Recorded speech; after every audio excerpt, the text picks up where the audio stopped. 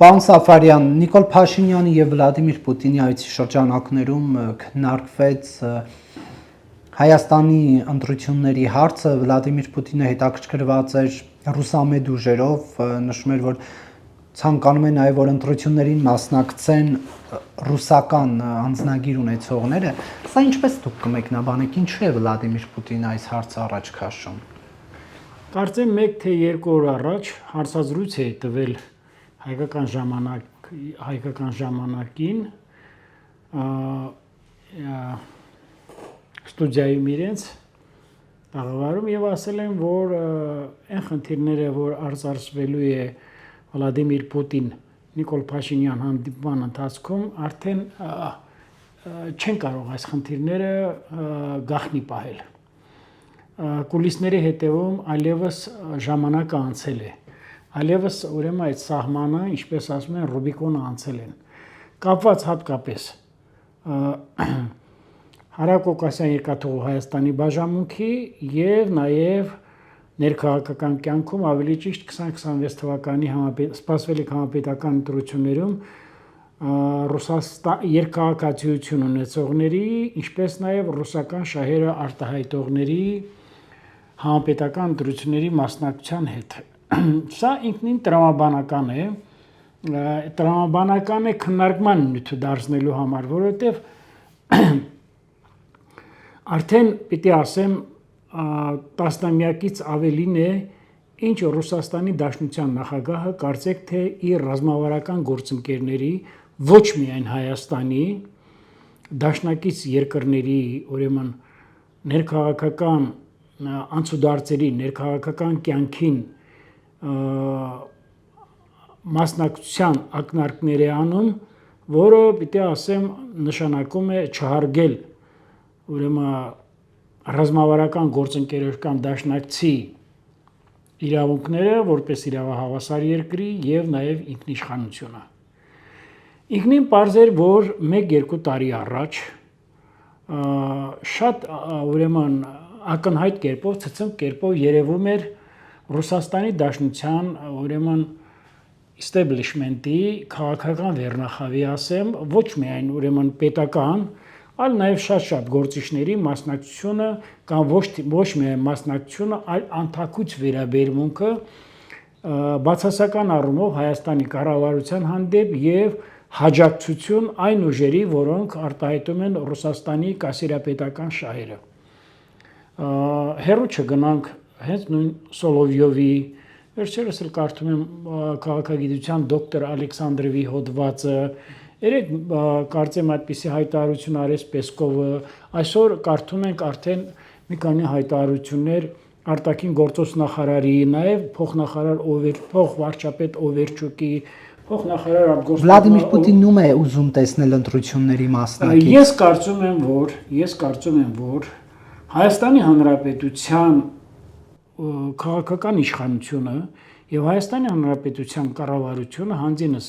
Նիկոլ Փաշինյանի ակնհայտ կերպով ոչ միայն Ռուսաստանի Դաշնության ղեկավարի հետ հանդիպման, այլև տարբեր երկրների ղեկավարների հետ հանդիպման ժամանակ ակնհայտ կերպով հետամուտ է լինում հայկական Հայաստանի ինքնիշխանության ուրեմն շահերին, Հայաստանի ինքնիշխանության եւ հայկական պետականության շահերից ելնելով քաղաքականության։ Ես ասում եմ Վլադիմիր Պուտինն ուզում տեսնել։ Հիմա ես ասեմ, գաղտնիք չէ, որ Ռոբերտ Քոչարյանը այլևս այն ուժը չէ, որը կարող է բավարարել Վլադիմիր Պուտինի կասիրապաշտական շահերը, այն ուժը չէ նաեւ առաջարկ Հայաստանին քաղաքական այսպես ասած այդ խմբավորման կամ քաղաքական այդ ուժի ղեկավար Գագիկ Ծառուկյանի անձը այդ արժի համակարգը չի կարող ուրեմն բավարարել Վլադիմիր Պուտինին եւ ակնհայտ է դառնում, որ ինքը այստեղ տեսնում է ուժեղ Հայաստան քաղաքական շարժման ղեկավարությանը։ Եթե նրանց կհաջողվի ուրեմն դավադիր կերպով, անօրեն կերպով, քանի որ օրինական ճանապարհով Սամվել Կարապետյանը չի կարող գլխավորել այդ քաղաքական ուժը։ Հայաստանի Հանրապետության սահմանադրությունը թույլ չի տալիս դա։ Դա նաև ակնհայտ կերպով ակնարկեց Հայաստանի Հանրապետության վարչապետը Պուտինի հետ ձեր նշված հանդիպման ժամանակ։ Երբ որ տեսնում է Սամվել Կարապետյանին, ապա տեսնում է, ոչ միայն տեսնում է, ապա մեսիջներ է ուղարկում մնացած քաղաքական ուժերին, որոնք ներկայացնում են մեղմ ասած Ռուսաստանի Դաշնության քաղաքական շահերը, այլևս չեմ երկնչում ասելու կասերապաշտական շահերը Հայաստանի Հանրապետությունում քաղաքական իշխանության ձևավորման մեջ ունենալու իր մասնակցությունը, որը պետք է լինի մեղմ ասած պրոռուսական, որը պետք է լինի ուրեմն ինչպես որ նախկիներում է եղել Հայաստանին նայելով որպես ֆորպոստի եւ այլևս չեմ խոսում զանազան անուններ կարող են ասել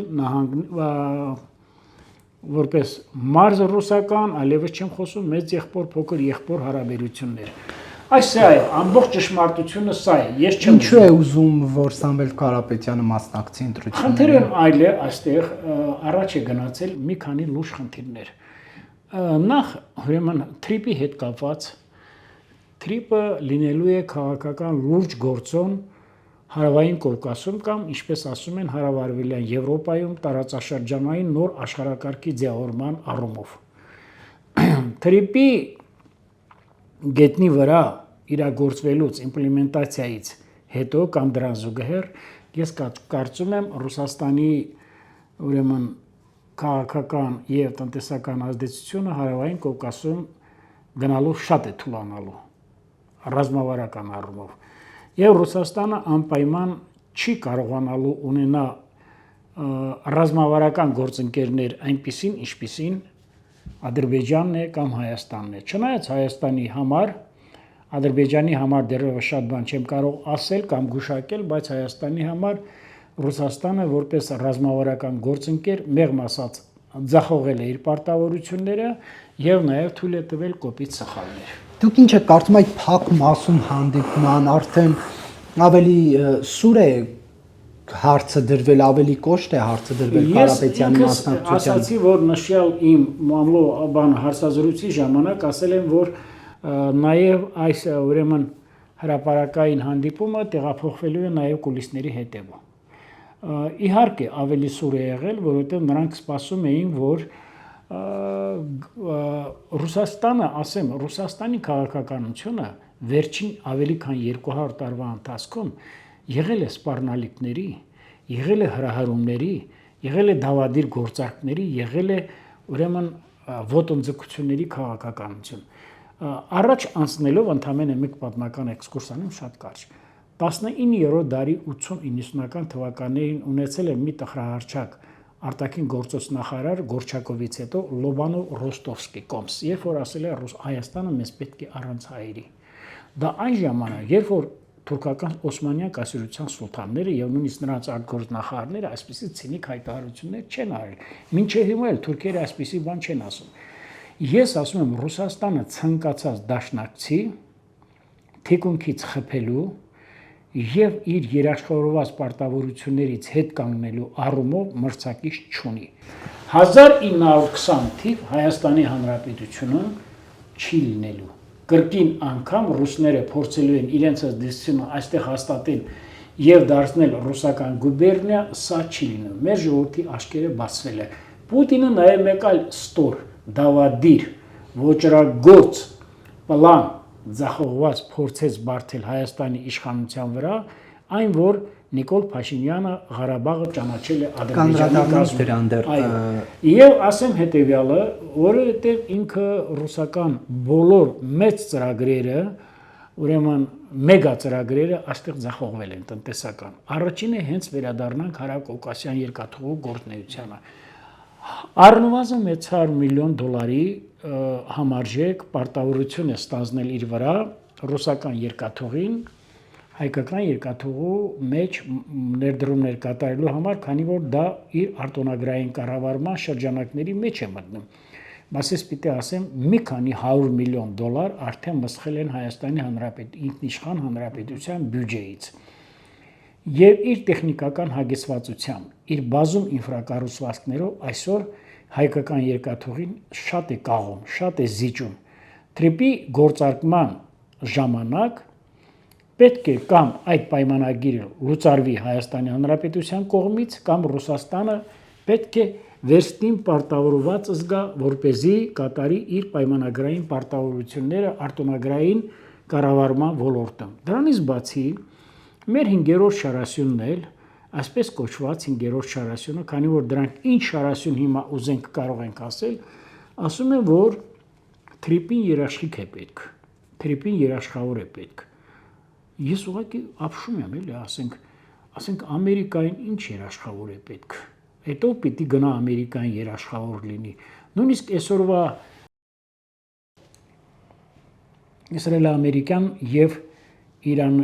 Իրանի միջև մղված այս պատերազմում Ռուսաստանը եւ Չինաստանը չեն կարողանում որևէ մի հարցով երաշխավոր կանգնել թեկուզ Իրանին։ Ինչի մասին է խոսքը։ Այսքան մանկամիտ, այսքան դավադիր եւ այսքան ապակառուցողական մոտեցումներ ունենալ ես պարզապես չեմ պատկերացնում։ Միանշանակ ես ասում եմ, Հայաստանի քաղաքական իշխանությունը այսօր ընտրել է ինքնիշխանությունը պահպանելու ամեն կերպ, պետականությունը ամուր պահելու եւ հզորացնելու ճանապարհը, որը գալիս է ուրեմն 2022 թվականի ջերմուկյան հայտնի ռազմական լայնածավալ ներխուժման Հայաստանի Հանրապետության ինքնիշխան տարածք դրանից հետո եւ որը դրդվել է անպայման ռուսական ուժերի Ռուսաստանի Դաշնության ուժերի կողմից։ Եվ վերջին հաշվով վերջացնում եմ կառավարության ղեկավարը շատ ճիշտ ասեց։ Հայաստանում համապետական ընտրություններով է ամեն ինչ լուծվում։ Կառավարության ղեկավարը գնաց նստեց Վլադիմիր Պուտինի առաջ եւ բացատրեց, թե ինչու չի կարող Սամվել Կարապետյանը մասնակցել ընտրություններին։ Դա արդեն իսկ խնդրահարույց չէ, որովհետեւ ասում է դե գիտեք մեր սահմանադրությունը թույլ չի տալիս որ օտարպետության անձնագիր ունեցող մասնակիցների ընտրություններին, բայց չեք կարծում որ դա ընդամենը մի քանի բառանոց պատասխան էր ենթադրում Վլադիմիր Պուտինի այդքան ասածը, որ դա մեր ներքին հարցն է, մենք կորոշենք թե մեր օրենսդրության շրջանակներում ով կմասնակցի ընտրություններին։ Ինչու մենք նման պատասխան չլսեցինք, այլ արդարացման տեքստեր ըստ էության լսեցինք։ Ես կարծում եմ, որ ինքը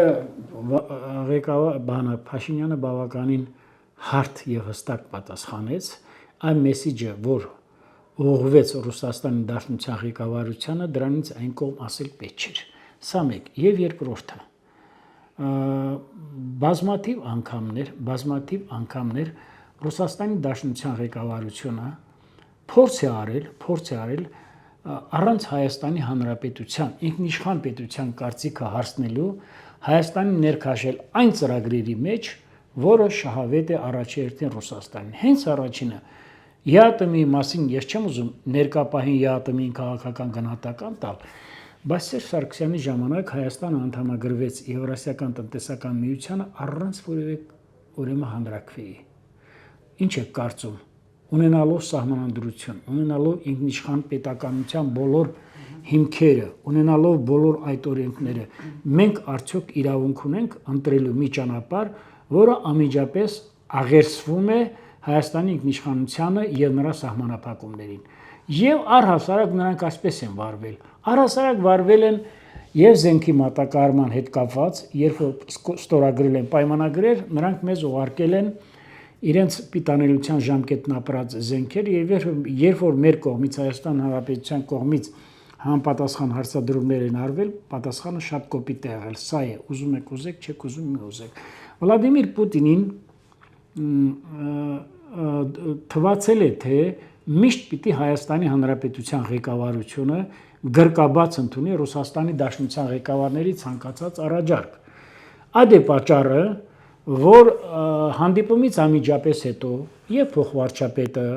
եւ արտգործնախարարը, եւ նախագահի մամլոք խոսնակը եւ էլի շատ քաղաքական պետական ոլորտի ազդեցիկ դեմքեր հայտարարեցին, որ Հայաստանը պետք է Փաշինյան-Պուտին հանդիպումից հետո հետևություններ անի։ Նրանք սպառնում են գազի գնի բարձրացման խնդիրներով, նրանք սպառնում են ռազմավարական ճանապարհով Հայաստանի բեռնափոխադրումների հետ կապված խնդիրներով, նրանք սպառնում են նաև Հարակոկասյան երկաթուղու Հայաստանի բաժանմունքի հետ Հայաստան-Ռուսաստան պայմանագրի ուրեմն հետ կապված որևէ Հայաստանի կողմից մոտեցմանը, եթե դա պիտի վնասի Ռուսաստանի Դաշնության շահերը։ Պեսկովը Վլադիմիր Պուտինի խոսնակ ասում է, մենք Հայաստանի ներքաղաքական գործընթացներով հետաքրքրված ենք պատմական կապերով եւ Հայաստանի ընտրած կուրսով պայմանավորված կարծում եմ իրավունք ունենք փորձել պարզաբանել մեր գործընկերների հետ իսկապես քննարկել նրանց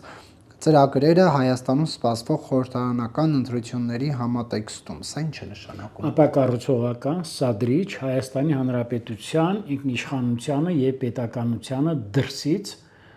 լկտի կերպով, ցինիկ կերպով անթաքույց ուրեմն մասնակցելու եւ սադրելու եւ նաեւ ոչ կառուցողական մոտեցում դրսեւորելու Հայաստանի Հանրապետությունում սպասվելիք համապետական ընտրություններին։ Ոչ այլ ինչ։ Սա ասեմ ու անցնեմ առաջ եւ մեր ներկայումս 5-րդ Շարասյանը Ռուսաստանի Դաշնության շահերը անթաքույց Հայաստանի Հանրապետությունում կիրարկելու մոլուցքով տարված քաղաքական ուժերին սա ոգեշնչեց եւ ոգեպնդեց, որովհետեւ եթե նախկինում մեր քաղաքական ուժերը այսպես կոչված ընդդիմությունը եւ ուրեմն այդ սիկոֆանտները, պնակալեզները ասում են, որ մենք այլ պետության շահեր չենք արտահայտում եւ այլ, ես պիտի ասեմ, որ Պուտինը մատնեց նրանց, ինչպես ասում են, վառեց նրանց։ Եվ այս քաղաքական ուժերը այլ բան չունեն անելու, քան բացեիբաց ասելու, որ նրանք Հայաստանի Հանրապետությունում մեղմ ասած զբաղված են դավադիր գործունեությամբ։ Պեսկովը շատ բան կարող է ասել, բայց ես պիտի ասեմ, որ Պեսկովը լավ կանի առաջերտին զբաղվի իրենց երկրի արտաքին քաղաքականությամբ այնպիսին, ինչպիսին հարիր է հավասարազոր պետությունների միջև, ռազմավարական գործընկերների միջև, ուրեմն իրավահավասար կամ հավասարը հավասարի հետ հայելային արտաքին քաղաքականությանը։ Ես կարծում եմ, որ այլ բան նրանք ասելու, դա նույն բանն է, որ ասենք Հայաստանի Հանրապետության ղեկավարի մամլո խոսնակը իր գնահատականը հայտնի Ռուսաստանի Դաշնությունում կայանալիք, Ռուսաստանի Դաշնության ներսում կայանալիք, ուրեմն Դումայի կլինի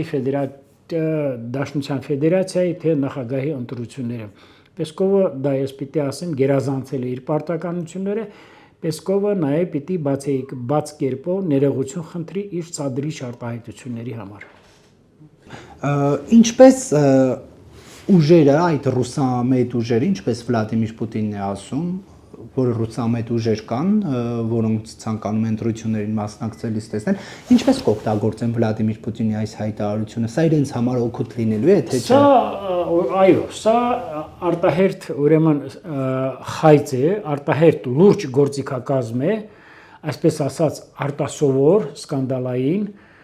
եւ ես պիտի ինտրիգային ասեմ, եւ ես պիտի ասեմ, որ սա փորձ է արվելու, ասեմ, որ մեր թիկունքին կանգնած է Ռուսաստանը։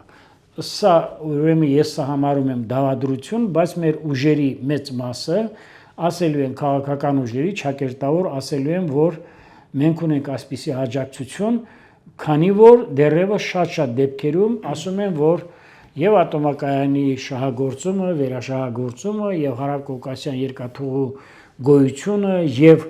Հայաստանի Հանրապետությունից դեպի Ռուսաստանի Դաշնություն այդ բեռնափոխադրումները եւ նաեւ ռազմական համագործակցության ոլորտում շատ խնդիրներ առանց Ռուսաստանի դա հնարավոր չի։ Այս առումով փորձ են անելու օգտագործելով Պուտինի եւ մնացած ուրեմն քաղաքական գործիչների արտահայտությունները, ուրեմն քաղաքական դաշտում իրենց ուրեմն դերը, ոչ միայն իրենց դերը, այլ նաեւ իրենց մասնակցությունը նվազագույն առումով թեկուզ մի քանի պատգամավորական մանդատ գողանալու կամ ուրեմն գրպանը գցելու համար։ Բայց դա նաև մյուս կողմից խնդիրներ չի առաջացնի այդ ուժերի հետ կապված, որովհետև հաշվի առնելով այս վերջին իրադարձությունները հայ ժողովրդի էական մասը ամենայն դեպս այդ հարցման տվյալներով էլ նշում է, որ բացասական կարծիք ունի Ռուսաստանի նկատմամբ։ Հիմա Վլադիմիր Պուտինի այս խոսքը օրինակ վանող չի լինելու Քոչարյանի համար, Կարապետյանի համար։ Տեսեք, Նարեկ, դուք անընդհատ հարցը բարձրացնում եք, բայց անընդհատ միտեղ թողնում եք, որպեսզի մենք քաղաքական դաշտում ներկա գտնող անձնավորությունները կամ խուսանավենք, կամ ինչ որ միտեղ փորձենք խուսափել այդ պատասխանից։ Ես այդպեսին չեմ։ Ես հիմա պիտի ասեմ հստակ։ Ինչ է նշանակում Ռուսաստան։ Ով չգիտի, որ ասենք Ռուսաստանում մենք ունենք ավելի քան 3 միլիոն հայազգի բնակիչներ, քաղաքացիներ։ Ով չգիտի, որ այսօր մեր ապրանքաշրջանառության, առևտրի, տնտեսության մեջ մեծ դեր ունի ռուսական գործոնը։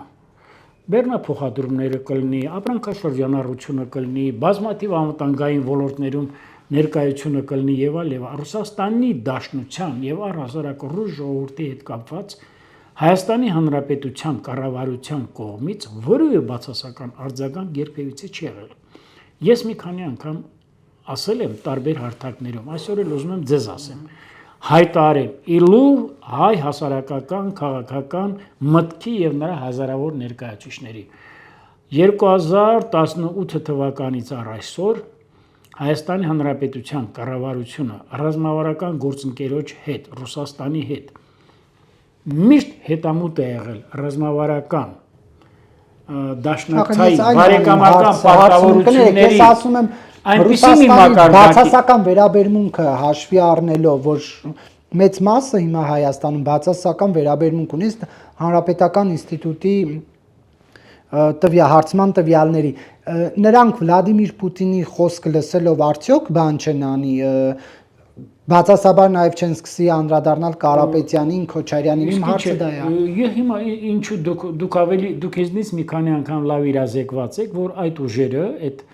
5-րդ շարասյունը եւ այսպես կոչված ընդդիմադիր ուժերը եւ այսպես կոչված եւ հստակ ասեմ դավադիր ուժերը, որոնք ցանկանում են օր առաջ ուրեմն Հայաստանը կրկին ներքաշել ռուսական գործակալական տիրույթ, այդ ուժերը անթակույց կերպով հպարտանում են Պուտինի նման հայտարարությամբ։ Եվ ընդհակառակը նրանք դա անում են անսքող հայտարարություն են անում, որ մեր թիկունքին Ռուսաստանի Դաշնությունն է, քաղաքական իշխանությունը օրվա եւ ասում են, որ սա մեր համար ավելի մեծ հաղթաթուղթ է ընտրությունները հայ հասարակությունը ինչպես կընկալի Վլադիմիր Պուտինը։ Ծայրահեղ բացասական։ Ինչու՞։ Որովհետեւ մեր ժողովուրդը տեսել է, որ ուրեմն այս վերջին 2000 նվազագույնը 2020 թվականից առ այսօր Հայաստանի Հանրապետությանը եւ Արցախին եւ Լեռնային Ղարաբաղի Հանրապետությանը վրա հասած ողբերգական դեպքերը, արհավիրքները տեղի ունեցել բացառապես Ռուսաստանի Դաշնության աջակցությամբ եւ Ռուսաստանի Դաշնության գործուն մասնակցությամբ հօգուտ ադրբեջանա-թուրքական ուրեմն գերիշխանության հարավային Կովկասում։ Գազի գնի հետ կապված,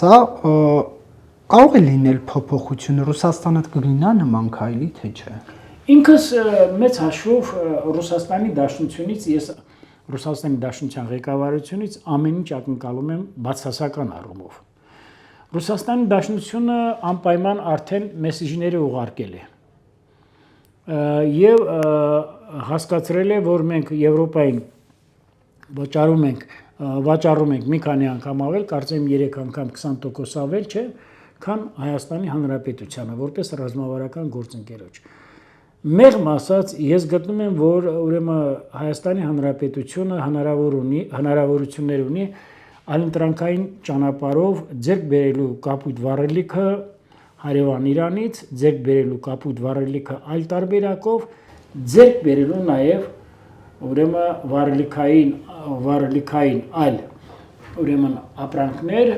որը որ պիտի ասեմ անընդհատ մենք կախվածության մեջ չենք լինի Ռուսաստանի Դաշնությունից, Ռուսաստանից, Ադրբեջանից։ Ադրբեջանից գազ գնենք։ Այո, ինչ է եղել։ Այսինքն ես ուզում եմ հարցում եմ, ասում եմ գազ գնենք Ադրբեջանից։ Մեր հայրենասեր հորջորջվածները, եթե այդպես արգելում են Ադրբեջանից որի ապրանք գնելը, ապա թող իրենք բարի լինեին տասնամյակներ շարունակ մեր ժողովրդին Արցախում եւ Հայաստանի Հանրապետության քաղաքացիներին չպահեին պատանդի է գերու կարգավիճակով։ Ավելի վատ են վերաբերվել, քան ադրբեջանցիները կամ թուրքերը մեր ժողովրդի հանդեպ։ Ես բացի այդ դա հայտարարում, ասենք եթե մենք պիտի ունենանք Հարավային Կովկասում խաղաղություն եւ կայունապատկային համակարգերի ներդրման քաղաքականություն,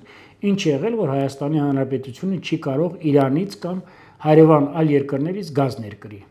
Ինչի մասին է խոսքը։ Դրա համար եմ ես ասում, վերադառնալով հայ-ռուսական հարաբերություններին եւ վերադառնալով նաեւ հայ-թուրքական հարաբերություններին, այս քաղաքականությունը եւ այս խնդիրները, կնճիռները եւս լուրջ ճշգրտման կարիք ունեն եւ շուտով հայ հասարակությունը սրա մասին իմանալու է բացարձակ ճշմարտությունը։ Ես ինքս զբաղվելու եմ այդ խնդիրների վերծանմամբ։ Ինչ ճշմարտություն է իմանալու։ Որովհետեւ Ռուսաստանի քաղաքականությունը Հայաստանի Հանրապետության եւ հայ ժողովրդի հանդեպ եղել է անընդհատ հայկական տարածքները հանձնելու, ուրեմն Հայաստանի հաշվին, Հայաստանի ինքնիշխան պետության տարածքների հաշվին ունենալ դաշնակիցներ, դավաճանական, դավադիր կերպով, ինչպես դա եղավ 1921 թվականի Մոսկվայի եւ Կարսի պայմանագրերով եւ նաեւ վերջերս էլ Արցախի Ղարաբաղի բնակչության բռնի տեղահանմամբ եւ հայաթափմամբ վերջին 1 տարի ընթացքում ավելի քան 58,000 քառակուսի կիլոմետր Ռուսաստանի Դաշնության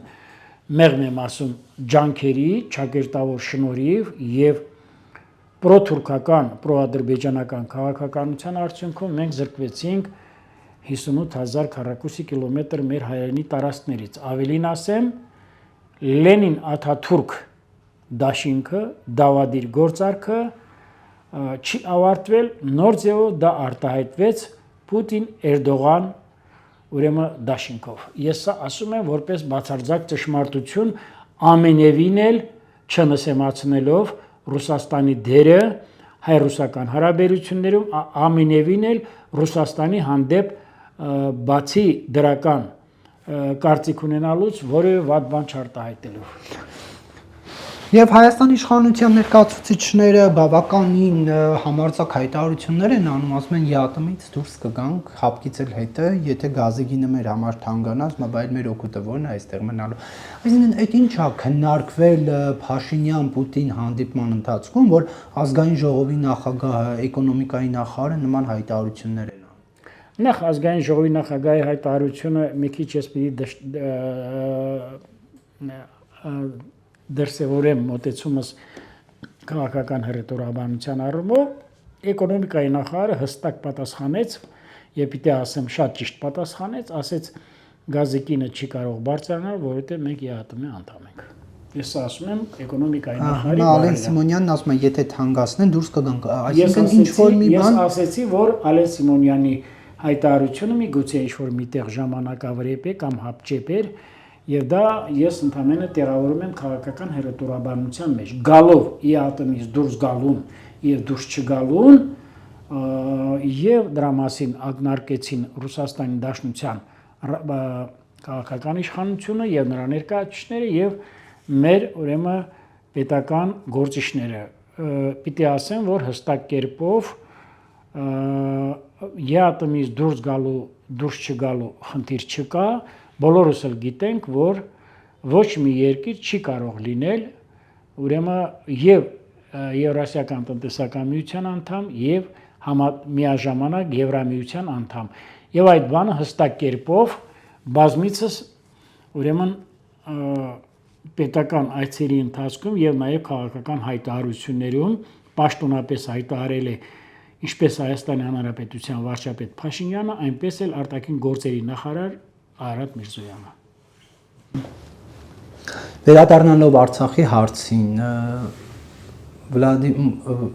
Ռուսաստանն ասում է, որ առանց Մոսկվայի եք ճանաչել Արցախն Ադրբեջանի կազմում։ Դա նաև քննարկվեց Նիկոլ Փաշինյանի եւ Վլադիմիր Պուտինի հետ հանդիպման ժամանակ։ Վլադիմիր Պուտինը հիշեցրեց Պրահայի հայտնի հայտարարությունը, այսպիսով մեղքը բարթելով Հայաստանի վրա, ինչպես կմեկնաբանեք։ Մի խնդրանք ունեմ ձեզ, իմ մեր հարցազրույցի ժամանակ եկեղեցու վերնախավի մոտեցմանը չեմ անդրադառնել, եթե ժամանակ կտակ վերջում հարցազրույցի 1 րոպե կուզենամ անդրադառնամ, հիմա անդրադառնամ ձեր իսկ բարձրացրած, հնչեցրած հարցին։ անգամ եթե լիներ այնպես, եթե մինչև Պուտինի հայտարարությունը քաղաքական կամ Ռուսաստանի Դաշնության վերաբերմունքը Ղարաբաղի հարցում լիներ այնպես, որ իրենք չեն ճանաչել Ղարաբաղը Ադրբեջանի Հանրապետության կազմում, պիտի ասեմ գաղտնի բանակցությունների ընթացքում դավադիր գործարքով, երբ որ 2008 թվականից 7 թվականից սկսվել է արդեն զենքի անխափան մատակարարում Ադրբեջանին, սա արդեն դիվայի մի հրեշավոր ծրագիր է ռազմավարական գործընկերոջ դեմ, որպեսզի Ադրբեջանը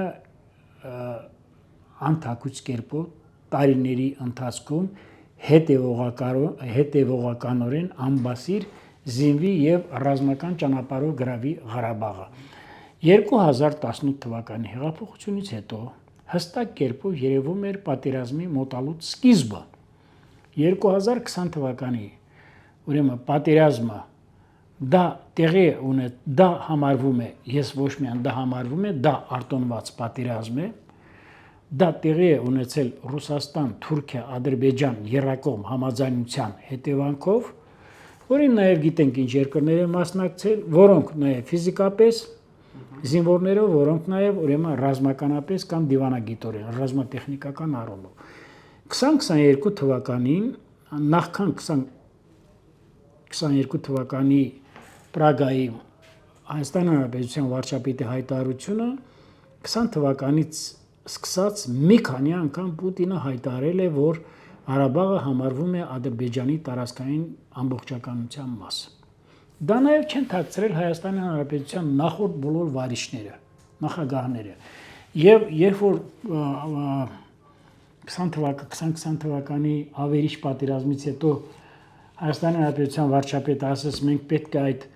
benchmark-ը նշաձողը իջացնենք, ես զարմացա, որ ինքը այդպիսի բան ասեց, նշաձողը միշտ ցածր է եղել։ Նշաձողը միշտ եղել է այն, որ Հայաստանի Հանրապետությունը, նրա բոլոր ղեկավարները Ղարաբաղը ճանաչել են որպես Ադրբեջանի Հանրապետության տարածքային ամբողջականության մաս։ Դրանից հետո առաջարկություններ եղավ,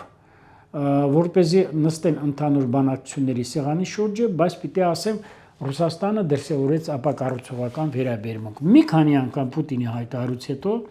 եւ առավել եւս 2022 թվականի ջերմուկյան ռազմական ուրեմն էսկալացիայից եւ ուրեմն մեր տարածքների զավթումից հետո արդեն հստակ երևում էր, որ պետք է անպայման շտապ կերպով այդ հայտարարությունը Հայաստանի քաղաքական ղեկավարությունը աներ, որովհետեւ եթե մեր երաշխավորը Եթե Մինսկի խմբի հզոր անդամը, երանախագահ անդամներից մեկը նման հայտարարություն են անում, ես պիտի ասեմ, որ այլևս այստեղ բանակցությունների միջոցով Արցախի կամ Լեռնային Ղարաբաղի Հանրապետության եւ նրա ժողովրդի ճակատագիրը որոշելը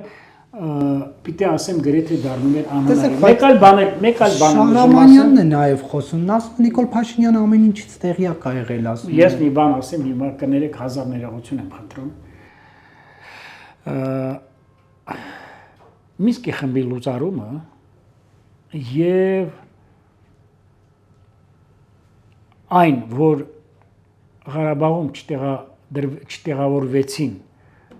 չտեղաբաշխվեցին կապույտ բերետավորներ, կապույտ գլխար կրողներ Միացյալ Ազգերի կազմակերպության կամ եռանախագահ երկրների կողմից դա արվել է Ռուսաստանի Դաշնության գործուն հրեշավոր գաղտնի պլանի հետևանքով։ Դարձյալ Ռուսաստան-Թուրքիա պլանի հետևանքով։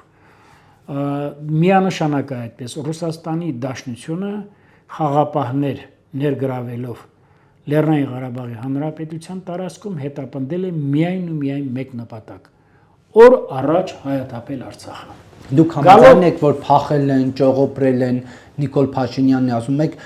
ընդհանրական բոլորին էր ասում, բայց քան որ անհերքելի է փաստերը, որ ունեք ես հարցը թույլ տվեք ավարտեմ, քան որ անհերքելի են փաստերը, որ կռվել են, իսկապես զոհվել են նաև 23 թվականի սեպտեմբերին, Նիկոլ Փաշինյանը ստիպված էր փոխել իր խոսքերը եւ ասել, որ ես ղեկավարությանը նկատի ունեմ։ Հիմա ճողոպրել է, փախալ է ղեկավարությունը, գեներալները ասում էր հաստափոր գեներալներ կան եւ այլն։ Տեսեք, գաղտնիք չի, որ ինչքան մոտենում է համապետական ընտրությունները, ցանկացած քաղաքական գործիչ, այդ թվում երկրի ղեկավար կարող է այնպիսի ուրեմն ակնահաճո եւ ունկահաճո հայտարարություն անելով իր քաղաքական իմիջը բարձրացնել։ Օրինակ ես եթե լինեի Հայաստանի Հանրապետության ղեկավարության փոխարեն պաշտպանության, ես Արցախից այստեղ ճողոպրած բազում գեներալների պաշտոն չէի տա։ Անուն առանուն կարող եմ թվարկել։ Ասենք նախկին պաշտպանության բանակի հրամանատարը Վարդանյանը եւ էլի շատ-շատերը, նույն այդ Հարությունյանը, որը կարծեմ հիմա քրեական հետապնդում է իրականացում իր դեմ, որը եղել է պաշտպանության բանակի հրամանատար, էլի շատ-շատերը, որովհետեւ նրանց գործունեությունը մազաչափ անգամ հույս ու հավատ չի ներշնչել, որ նրանք կարող են ուրեմն հետամուտ լինել Արցախահայության եւ մեր պաշտպանական բանակի շահերի պաշտպանությանը։ Բազում խնդիրներ կան այդպիսի, բազմաթիվ խնդիրներ կան։ Նարեկ, հավատացեք, անկեղծորեն եմ ասում, օր չկա իմ գործունեության վերջին տարիների թիվ 1 խնդիրը աշխարհազորայինների առողջ ուժերի, որոնք մասնակցություն ունեցել 2020 թվականի պատերազմին, գեներալների եւ պաշտոնատար ամբողջ խնդիրը նա է, բավականին շատ ունենամ մարդկանց հետ հանդիպումներ, նրանց կարծիքը իմանալու, խորամուխ լինելու փաստերի մեջ, որ Արցախը ունեցել է, Լեռնային Ղարաբաղը ունեցել է մի քանի 100 միլիոններին հասնող զենք, որը եղել է ձեր չտված վիճակում, ինչպես վարչապետն է ասում, այստեղ երկու կարծիք լինել չի կարող,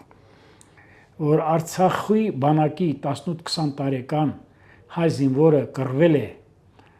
Թուրքի դեմ, ադրբեջանցու դեմ, այստեղ եւս երկու կարծիք լինել չի կարող, բայց որ մեր ինքնապաշտպանությունը չի կազմակերպվել պատշաճ մակարդակով, հավուր պատշաճի, սա եւս բացարձակ ճշմարտություն է, ընդհակառակը,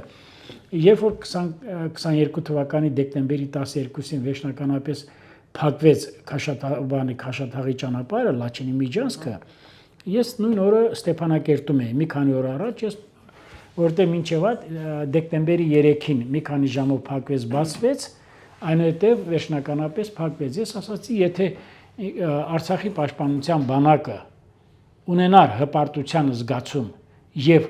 գնար համարձակության ռուս խաղապահարակելության հետ, որոնք կոչված էին ապահովելու Լեռնային Ղարաբաղի ժողովրդի անվտանգությունը եւ սահմանների անվտանգությունը, կարող են կես ժամվա ընթացքում ճանապարհը բացել։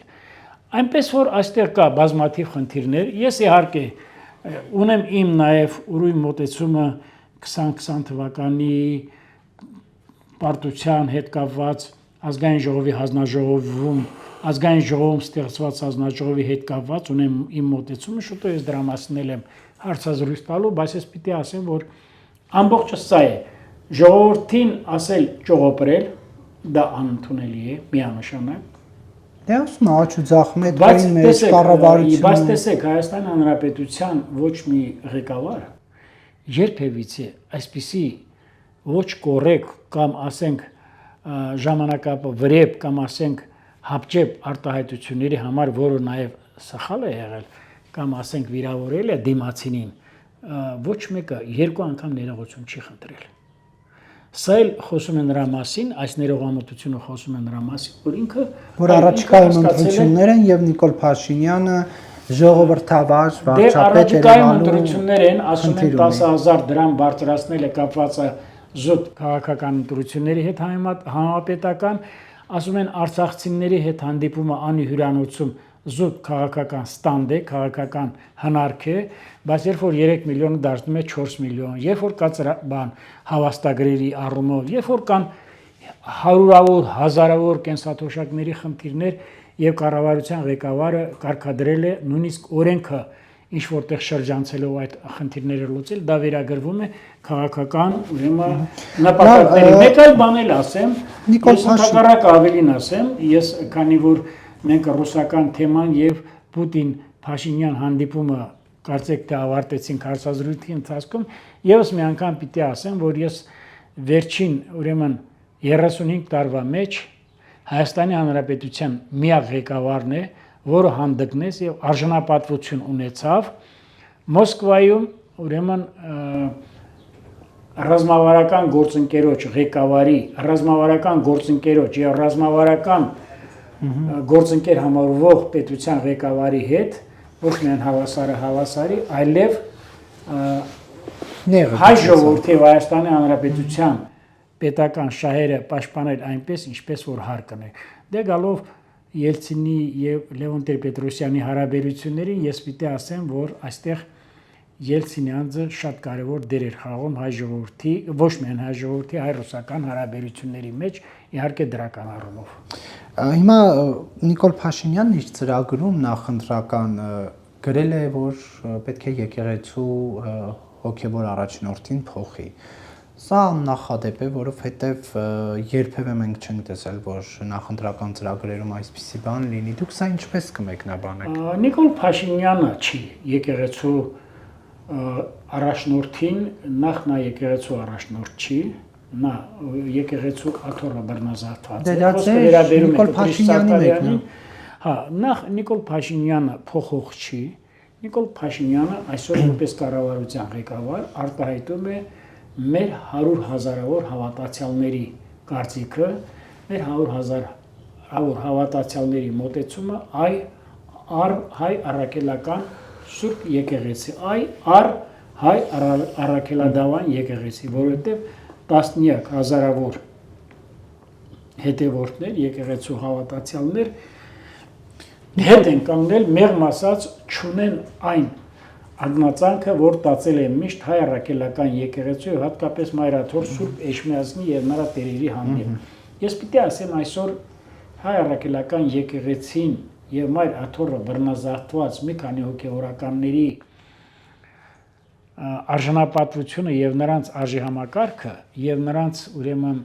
վստահությունը մեր հավատացյալ ժողովրդի շրջանակում զրոյից ցածր է արդեն։ Նրանք արդեն որևէ քաղաքական գործոն չեն։ Նրանք զբաղված են եղել վերջին 8 տարիներին միայն դավադիր գործունեությամբ եւ կառավարության հետևողական եւ սկզբունքային գործունեության հետևանքով շնորհիվ ջրերից դուրս եկան բազմաթիվ ուրեմն ստվերային գործարքներ, մուտք գործարքներ եւ Կտրիշ Ներսյանի, եւ նրա եղբոր, եւ Մայրաթոռի դիվանապետի եւ բազում ուրեմն թեմակալ առաջնորդների եւ ՔՊ-ի ծրագրում այդ մասին գրելով ջախջախում են Նիկոլ Փաշինյանի այն հայտարարությունը, որ ես որպես վարչապետ այս ամեն ինչի մեջ չեմ մասնակցում, այլ որպես հավատացյալ հայ առաքելական եկեղեցու հետևորդ իմ մտահոգություններն եմ հայտնում իրենք, իսկ իրենց ձեռքով Նիկոլ Փաշինյանի հայտարարությունը ջախջախեցին։ Իրենքով ՔՊ-ականները, իշխող ուժը Նիկոլ Փաշինյանը ինքն իր ձեռքով իր նախորդ հայտարարությունը պայթեցրեց։ Ես ճիշտն ասած անկեղծորեն եմ ասում, ես մի հատ ձեզ խոստանում եմ նորից վերընթերցեմ կամ նորից կարդամ, բայց ես պիտի ասեմ, որ ամբողջովին արդարացնում եմ ոչ միայն Նիկոլ Փաշինյանի, Հայաստանի Հանրապետության կառավարության գործունեությունը հայ եկեղեցու հանդեպ ավերված եկեղեցիների վերականգնման, հոգևոր հավատի վերականգնման, հազարավոր հոգևորականների հանդեպ ճիշտ մոտեցման, մեր ժողովրդի մեջ հավատը հայ առաքելական եկեղեցին եւ Սուրբ Էջմիածինը վերականգնելու, խաթարված հեղինակությունը վերականգնելու ոլորտում, ինչու՞ չի նաեւ այլադավան, տիրադավ եպիսկոպոսներին Մայր Աթոռը զավթած ուրեմն Կտրիշ Ներսյանին եւ նրա խունտային օր առաջ Մայր Աթոռից դուրս շպրտելու առումով։ Վերջերս տեսեք, հիմա ինձ անընդհատ բերում եք ծուղակ եք դնում։ Վերջերս մի հայտարարություն ես ընթերցեցի, նախ երկու, մեկը նախկին վարչապետ Խոսրով Հարությունյանը ասում է Ղարաբաղի հարցում ես հիացած չեմ Ռուսաստանի Դաշնության քաղաքականության վերաբերյալ։ Պատկերացնում եք, ասենք հայ մարդը թույլ է տալիս, ասում է ես հիացած չեմ, ասինքն գոհ, բայց հիացած չի։ Մեկ ուրիշ Գերագույն հոգևոր խորհրդի անդամ, որը նախկինում զբաղացրել է Հայաստանի Հանրապետության գլխավոր դատախազի տեղակալի արդարադատության նախարարի պաշտոնը, ասում է, որ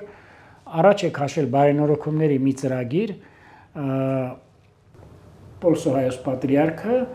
եւ առաջարկել է մի ծրագիր, որը կարող է այս իրավիճակից դուրս բերել սինոդի հետ կապված։ Եվ ինքը ասում է դա ռուսական եւ թուրքական ծրագրեր է։ Մարդ, որը առհասարակ պատկերացում չունի հառաքելական եկեղեցին ինչպես է կանոնավորում իր գործառույթները, իր գործունեությունը։ Մարդը չգիտի ինչ է սինոդը, մարդ, որը ապրել է գրեթե 70 տարի, որի 45 տարին ընդամենը եղել է անթակույց կերպով կաշառք վերցնելը, պետության հաշվին հարստանալը, հաղթանակը զբոսայգում ապօրինի կերպով բնակարաններ ձեր գիտեք, Նարեկ ջան, մեր ցավը նա է, որ մենք շրջապատված ենք շատ դեպքերում անգրագետ անձնավորություններով։ Մենք այո, եկեղեցին ունի վերակառուցման խնդիր։ Եթե նաև մենք անթակույց մոլուցքով փորձ ենք անում շատ ուրեմն դեպքերում եկեղեցում տեսնել միայն եկեղեցի ասելով նկատի ունենալ մայրաթորը ուզուրպացրած մի քանի հոգևորականների մենք չարաչար սխալվում ենք, որովհետև նրանք ամբողջովին լծված են Ռուսաստանի Դաշնության քաղաքական շահերը սպասարկելու գործին եւ Հայաստանի Հանրապետության վրեժխնդիր ուժերի,